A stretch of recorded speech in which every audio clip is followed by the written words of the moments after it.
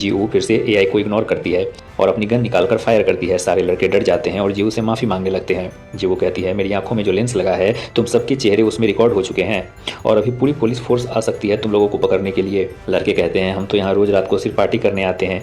जीऊ कहती है, अगर तुम लोग यहाँ रोज़ आते हो तो तुमने यहाँ पर जो मर्डर हुआ था वो भी देखा होगा। लड़के कहते हैं, हमने मर्डर तो नहीं देखा लेकिन 2 लोगों को लड़ते हुए देखा था। हम लोग नशे में थे तो ज़्यादा याद नहीं है, लेकिन उनके दोस्तों में से एक दोस्त की आंखों में स्मार्ट लेंस लगा हुआ है और उसमें जरूर रिकॉर्ड हुआ होगा। जीऊ उस लड़के की लेंस से वो वीडियो क्लिप कॉपी कर लेती है जिसमें उन दोनों को लड़ते हुए देखा जा सकता था। जिस लड़की का मर्डर हुआ था वो अपने कातिल को मार तो रही थी लेकिन ऐसा लग रहा था जैसे वो सुपरमैन हो, उस पर कोई असर ही नहीं हो रहा था। जीऊ कहती है, सर ये तो इंसान लग ही नहीं रहा, ऐसा लग रहा है जैसे ये कोई रोबोट हो।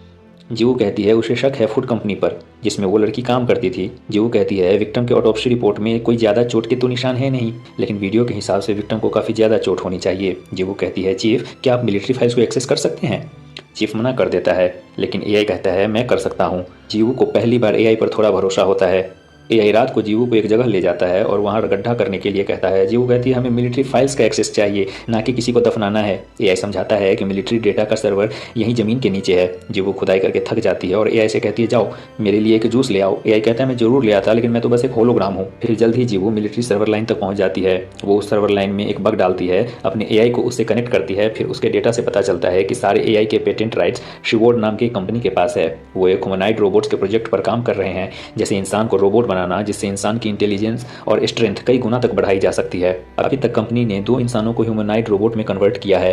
इसमें से एक वो लड़की थी जिसका मर्डर हुआ था और दूसरा था एक जंग नाम का आदमी। हालांकि जंग में कोई टेक्निकल फॉल्ट होने की वजह से वह काफ़ी ज़्यादा वायलेंट हो गया था, जिस वजह से उसे कैद कर दिया गया था, लेकिन वो कैद से भाग निकला और दूसरे रोबोट यानी कि उस लड़की को जान से मार दिया। जीवो और पुलिस चीफ को समझते हुए देर नहीं लगा कि मिलिट्री ये ह्यूमन को रोबोट में ट्रांसफॉर्म करने का सीक्रेट प्रोजेक्ट चला रहे थे। लेकिन जब ये फेल हो गया तो उन्होंने उस लड़की की डेथ का झूठा ऑटोप्सी रिपोर्ट पेश कर दिया। जंग अभी भी खुला घूम रहा था। जंग उन सभी लोगों को मारना चाहता है जो एडवांस एआई से कनेक्टेड हैं। एआई जीवू को बताता है कि जंग का अगला शिकार जीवू ही है। अब जीवू टेंशन में कार चला रही है। एआई कहता है, अगर तुम मर गई तो मैं भी मर जाऊंगा। जीवू कहती है, तुम जिंदा थोड़ी ही ना हो जो मर जाओगे। एआई कहता है, कौन कहता है कि मैं जिंदा नहीं हूँ? जीवू कहती है, तुम मेरे दिमाग से कनेक्टेड हो, अगर तुम मर गए तो मैं भी मर जाऊंगी। अब मेरा दिमाग मत खराब करो और मुझे गाड़ी चलाने दो। अब अचानक से जंग जीवू के गाड़ी के सामने आ जाता है।